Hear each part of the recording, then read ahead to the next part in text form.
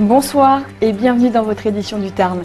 Les salariés de la maison du jambon d'Albi de nouveau mobilisés. Je vous rappelle que le plan de restructuration de l'entreprise prévoit le licenciement de 51 personnes.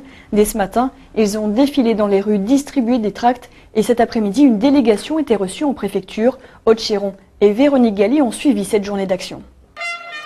À quelques pas de leur entreprise, les salariés de la maison du jambon espéraient trouver le soutien de leurs collègues des salaisons Montagne Noire. Ils trouveront porte close.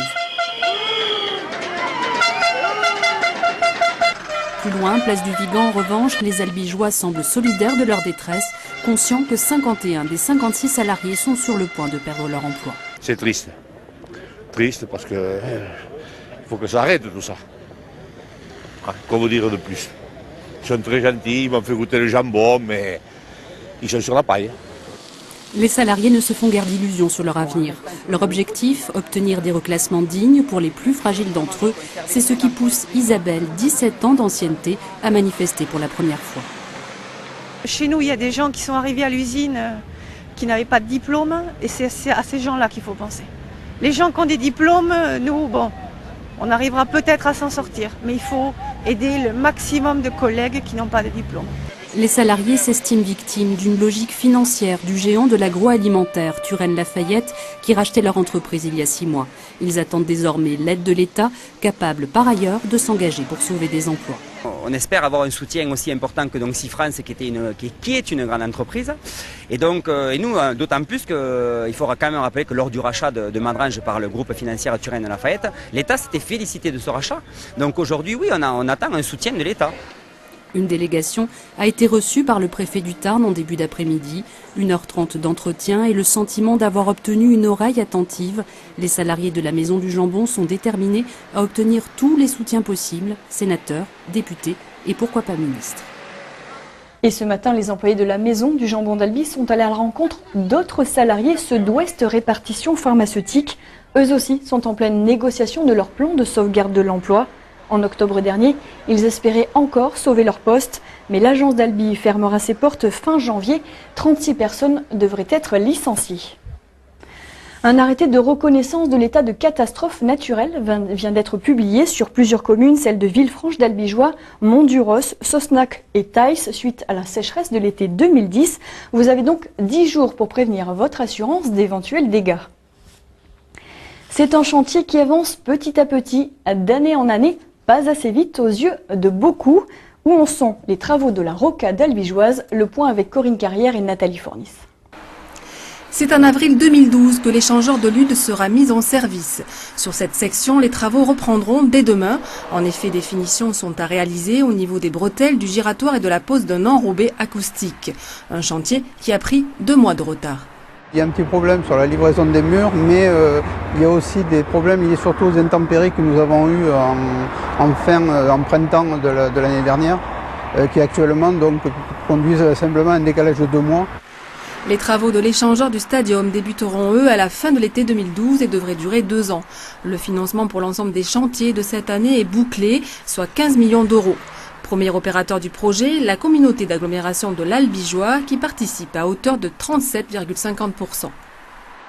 La rocade est une voirie d'État, que l'État a la maîtrise d'ouvrage du chantier avec ses équipes, ses entreprises et sa conception technique.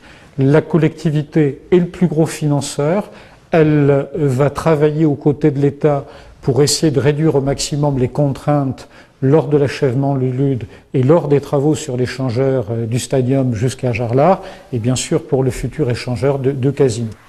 Cette phase sera la dernière étape du projet de la rocade, mais le montage financier n'est pas encore élaboré.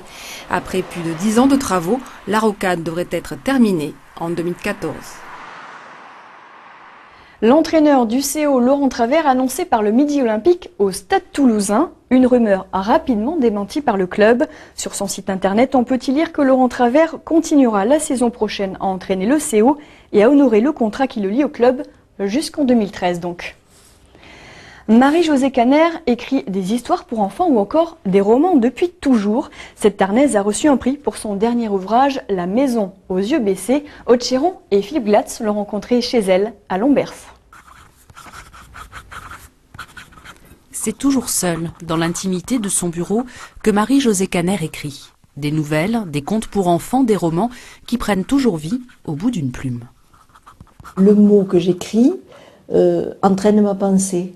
Le temps d'écrire un mot, je réfléchis au mot suivant, mais c'est comme un ruban qui se déroule et c'est fluide. Alors que écrire directement à l'ordinateur, je ne peux pas, parce que je trouve c'est haché. Voilà.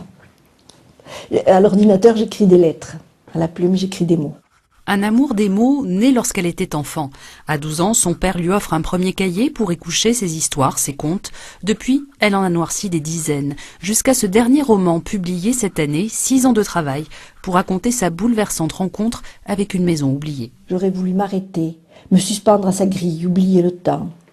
L'espace d'un regard, elle avait pris possession de moi.